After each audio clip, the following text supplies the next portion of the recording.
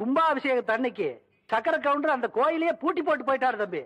ஏன் என்னன்னு கேட்டா சங்கரபாண்டி வாத்தியாரு அந்த நிலத்தை இந்த நரசம்மா பேருக்கு கரையம் பண்ணி கொடுத்துட்டாருன்னு சொல்றாருங்க.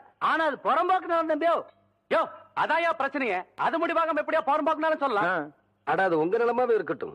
கோயில் கட்டி முடிச்சதுக்கு அப்புறம் சொந்தம் கொண்டாடுற தப்பு இல்லையா? இத பாருங்க தம்பி, பஞ்சாயத்துல நாங்க உங்களுக்கு நிலம் வாங்கி தரோம், அதை நீங்க வாங்கிக்கங்க. எங்களுக்கு எங்க நிலம் தான் வேணும். வேணா அந்த கட்டின கோயில தோண்டெடுத்து வேற இடத்துல வச்சுக்கோங்க. பசு பால் கொடுக்குங்கிறதுக்காக கொம்புல கறந்தா பால் வராது, மடியில தான் கறக்கணும். அதே மாதிரி சாமி எல்லா இடத்துல இருந்தாலும் கும்பிடுறதுக்குன்னு ஒரு இடம் வேணும். அதுக்கு பேரு தான் கோயில். அதை தூக்கி வச்சு விளையாடுறதுக்கு மனுஷனுக்கு சக்தி கிடையாது. அதுல போய் நாம தகராறும் பண்ணக்கூடாது. யோ நாங்க ஒண்ணு தகராறு பண்ண வரலையா? யார் பார்த்து என்ன பேச்சு பேசுறான்?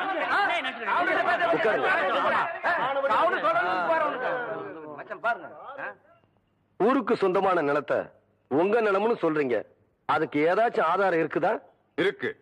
டேய் அந்த இடம் இவ பேர் தான் இருக்குங்கிற நிறைய பத்திரத்தை கொடுற. படிக்கட்டும், வேடிக்கை பாரு. இந்தா படிச்சு காட்டியா? படிங்க என்ன. கோவை ஜில்லா காரமடை பஞ்சாயத்து முல்லைப்பாளையம் கிராமத்தைச் சேர்ந்த சுப்பிரமணியன் புதல்வரான சங்கரபாண்டி எழுதி கொடுத்த கிரைய பத்திரம். மேற்படி பஞ்சாயத்தில் கிழக்கே வல்லமலை அடிவாரத்திலிருந்து தெற்கே தேவிப்பட்டணம் ஏரிக்கரையை சுற்றி வடக்கே சேத்துமடை ஜமீன் தோட்டம் எல்லை வரை உள்ள 5 வேலி நிலத்தை கோவில்பாளையம் சுந்தரி அம்மாளுக்கு ரூபாய் 20,000 ரொக்கத்துக்கு விற்ற வகையில் முழு தொகையும் ரொக்கமாகவே பெற்றுக்கொண்டேன். இப்படிக்கு சங்கரபாண்டிய வாத்தியார். என்னன்னு சொல்றீங்க? சங்கரபாண்டிய வாத்தியார் கையெழுத்து போட்டு கொடுத்திருக்காரா?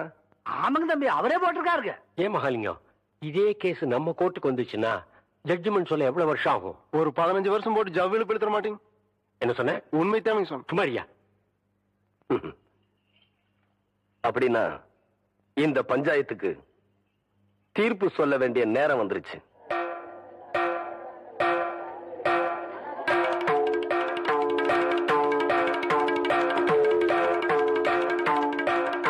ஆயிரத்தி 1936 வருஷம் சங்கரபாண்டி வாத்தியார் இறந்துட்டாருன்னு உங்க எல்லாருக்கும் தெரியும்.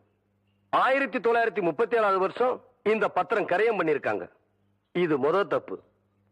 சங்கரபாண்டி வாத்தியார்னா எல்லாரும் பள்ளிக்கூட வாத்தியார்னு தப்பா நினைச்சுக்கிட்டு இருக்கீங்க. ஆனா அவரு எழுத படிக்க தெரியாத சிலம்பம் கத்து கொடுக்கிற குஸ்தி வாத்தியார்னு நிறைய பேருக்கு தெரியறது இல்ல. எங்க அப்பா இறந்து போனப்போ ரிஜிஸ்டர் ஆபீஸ்ல வந்து அவர் கை நாட்டு போட்டாரே தவிர கையெழுத்து போடல. அதனால இந்த பத்திரம் பொய்யான பத்திரங்கிறது உண்மையாயிருச்சு.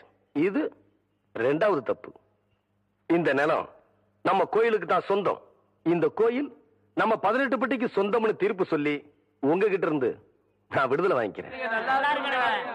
நீங்க நல்லா இருக்கணும்.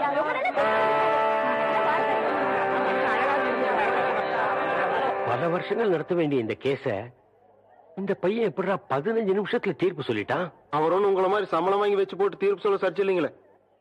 படிக்காதவங்களுக்கு எப்பவுமே வெட்டோன்னு தூண்டுறேன். புறப்படலாங்க.